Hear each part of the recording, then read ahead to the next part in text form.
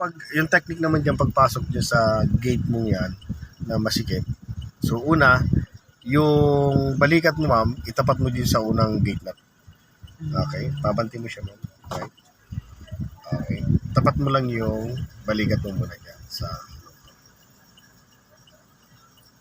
ayan, okay na. Dito, tapat sa yung balikat mo dyan. Ayan. Sige pa. Ganti pa. Yan, okay na. Sagad mo na pala mo dyan. Todo ka ng kaliwa. Then, punta ka muna doon sa may motor na yon. Yung dulo lang sa may motor na yan. Yan.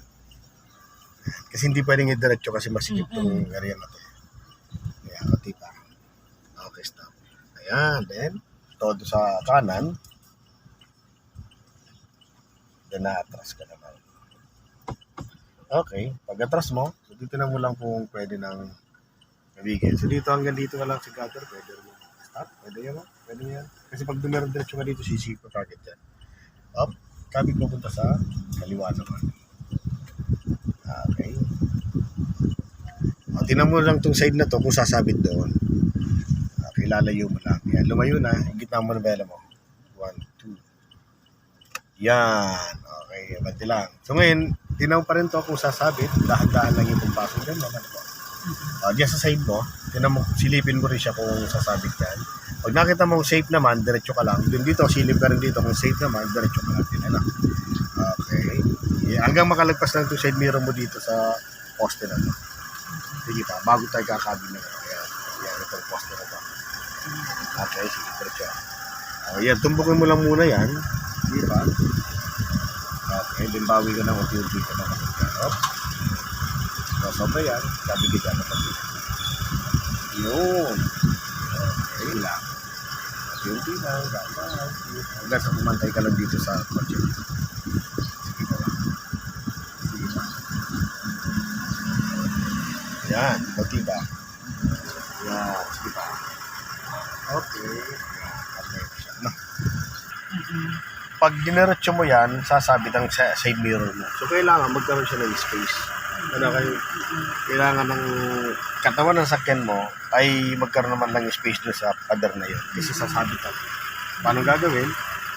Kaliwa. Kakabig ka ng kaliwa dyan. So, sagad mo na kagad dyan, then atras mo siya. No? Diba? Yes po. Handbrake off. Yan. Baba mo muna handbrake mo. Papa ka muna ng brake. At tinan mo siya. Pag gumiwalay na yan, sige, iwalay mo siyang konti. Diba? Stop. Yan. At least ganyan ang space, okay na po yan, ma'am. Na, gitna mo ng manibela mo. Okay. Then, atas na po tayo. Safe na, hindi ka, ano? Safe na to. Ganun din dyan sa side mo. Yan, safe na rin po, ano? So, kailan mo kakabigin to? Palagpas lang itong side mirror mo dito sa pinaka, itong pinto na to. No. Yung pinakadulo na lang sir, para pinaka-safe. Pinaka-safe. Pero maganda, kumakabig ka na doon pagkalagpas itong side mirror mo dito. Dito po, dito sa ano to. Dito sa pinto kita. Yan Yan. Yan. Lagpasin mo siya. Yan, sagad mo naman na gano'n. Hindi, pakaliwa.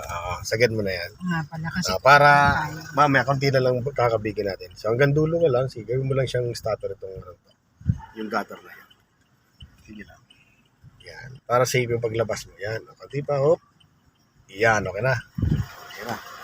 Then, sagad mo nivela mo dito. Ganun lang paglabas yan. And drive. Okay. Punta tayo tayo.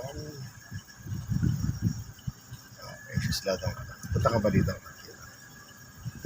Mag-a-adjust naman yan. Stop ka muna.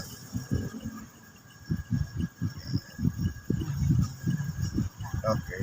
Ikaw ang gumalaw.